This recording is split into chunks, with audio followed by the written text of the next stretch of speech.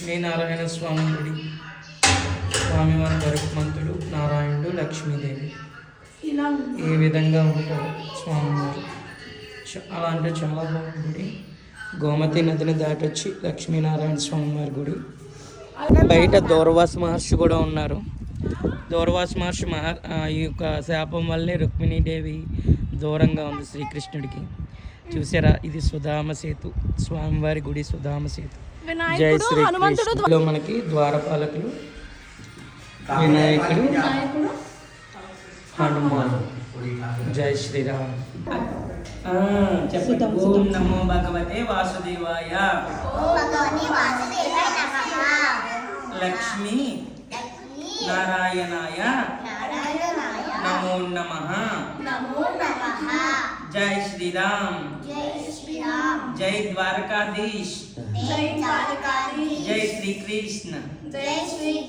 రాధే రాధే రాధే రాధే రాధే రాధా కృష్ణ.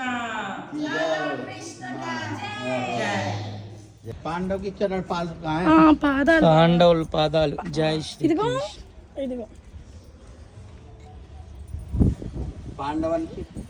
పాండవులు పాదాలు. ఆంజనేయ స్వామి రామ సేతు కట్టిన రాళ్ళు కూడా ఉంటాయి. రామ సేతు కట్టే రాళ్ళు కూడా ఉంటాయి ఇక్కడ. జై శ్రీకృష్ణ. ఒంటి మీద వచ్చాము, ఇటువైపు నుంచి రావడానికి అవ్వదని గోమతి నదిలోంచి వచ్చాము.